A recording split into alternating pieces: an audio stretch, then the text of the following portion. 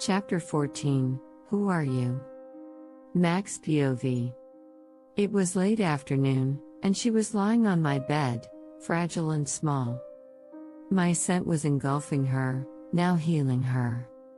The little wolf had not moved or made a sound for 2 days.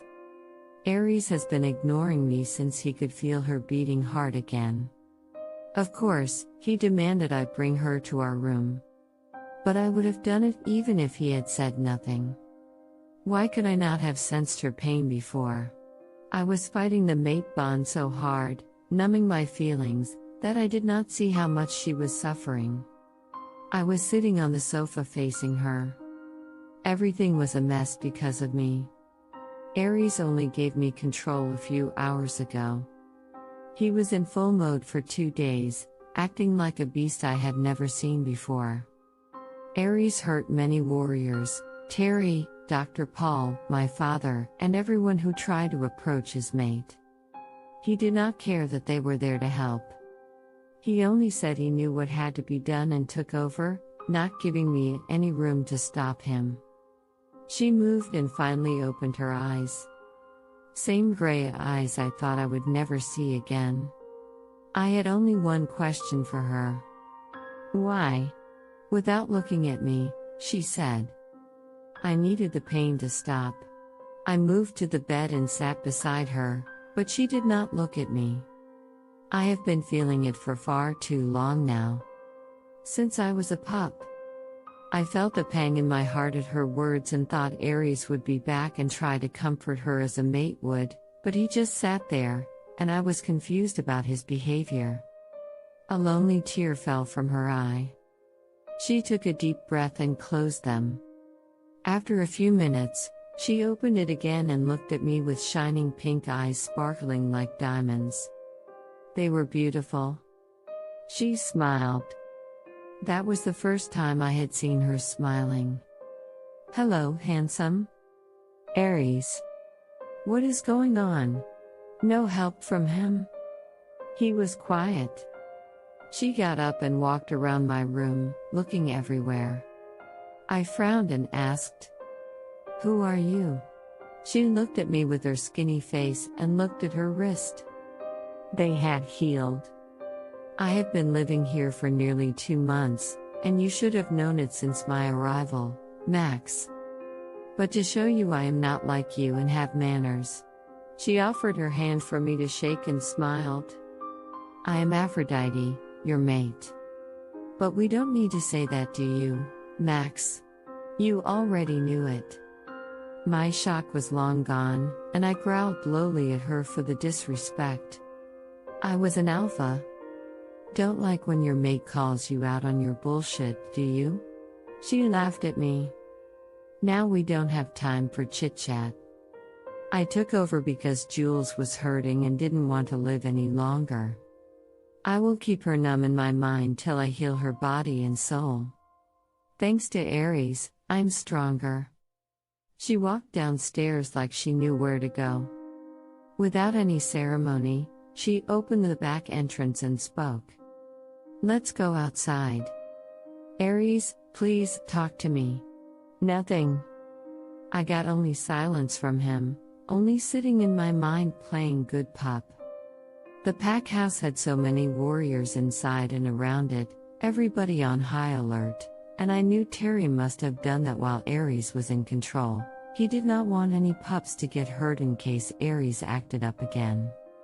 Aphrodite smiled at everybody who crossed her sight, and they looked into my eyes, relieved that they were no longer glowing yellow. I could feel my pack members' questions about the skinny girl, and just like that, Aries shut their connection, and I could feel only Aphrodite again.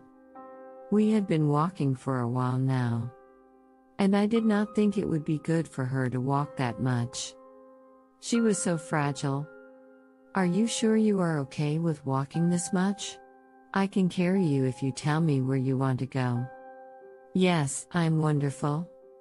But don't worry, you will have plenty of time to put your arms around me. She looked at me and winked. Now we are here. We had stopped at an empty clearing. I need to shift. I will heal Julie's body faster in wolf form. I was allowed to shift only twice since my arrival.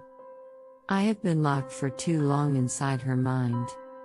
Her body is fragile and will take as much as the first shift. I looked into her pink eyes. Okay. I need you to help me. I knew what she was asking, and I closed my eyes to have a chat with Aries. He had to do it and decided to be mute for the first time in his life. I felt her touching my hands, and the sparks were flying everywhere with that magical feeling. No, Max. Aries had already accepted Jules and me before he even looked at us at the woodland pack. I am marked now. Of course, you still have a way of rejecting me. You are fighting it so hard that you can kill us both. But now it's not the time to discuss it. Jules needs us to work together. I need your help. Aries won't help you with this. I do not want Julie to die. And Aphrodite was right. We had not made it and completed the mate bond, yet I still had time to reject her. I would do anything to help Julie heal. She was innocent. Alpha John would understand that the alliance would have to wait a little longer. Once Julie was healthy, I would say the words to her and get this over with. You are right. You can feel I never meant to hurt Julie. I didn't want to get attached to her. Just those 3 days during the heat were enough to show me how strong the bond would get if I let it. Aphrodite threw her head back and laughed hard. Her laugh was the best thing I had ever heard. Oh, handsome, and you think Aries is the difficult one. Now. Enough with that because I am hungry. Remember, you are alone on this. I am marked. You can shift later if you like. Now we can mind link. She was very short and my shirt fit her like a dress. We wolves have no problem with nudity like humans, but I felt I needed to respect her. I looked away when she started taking everything off. Don't. You need to look, she said sharply. She stepped forward, fully naked in front of me. And I could see that she was skin and bones again, with all bones sticking out like the first time I saw her. Now with the outside light, I could see all the scars and marks when she turned around. I focused on her neck. I wanted to see what my mark would look like on her. But many scars covered it. I looked at her with sad eyes and felt I needed to explain my reasons. I hadn't accepted you because of your flaws. Because I don't think you are beautiful. I am not like that. I wouldn't do that to you. I was waiting for you to be better for me to talk to you. I growled. Who did this to you will be punished. I will make sure of it. She stepped back and looked at me. Jules will have to open up to you because she was hurting years before my arrival. I can't tell you that. But she was getting better till you decided to mate several times with another she-wolf that isn't good enough even to scrub my floor. You stopped visiting us. The way her body looks like now, you did this. I knew exactly when everything started, but I only cared about myself. I needed to take her from my mind. She got down on all fours and started the shift. She screamed from the pain, and I crouched down closer to her. It was instinct. I could do everything without Aries. I put my hands on her back, concentrating on her pain. I knew it was too much for her body to take. She was weak, and my job was to help with the pain. Easy there, little wolf. I am here with you. Her bones started to break, and the sound was too loud. As an alpha was my job to help the pups when they got their wolves at the age of 14. I had seen thousands of first shifts since I was a pup, which never sounded like that. You will be okay, little one. Concentrate on your wolf form. Come on, Aphrodite, you have an alpha's mark, concentrate on it. It will help. The bones were getting in place, but when her canines started to appear, she screamed so loud that I was sure everybody in the territory heard. The shift took longer than usual, and I was trying to take as much pain as possible. After a few more minutes, it was complete, and I was staring at a magnificent white wolf. I smiled, looking at her. "You are beautiful." She was a small but stunning wolf. I petted her, and her fur was so soft that she did not seem skinny. Usually, our wolves follow our shape. She looked normal, and I was glad. Aphrodite was lying on the ground, panting, tired from the shift.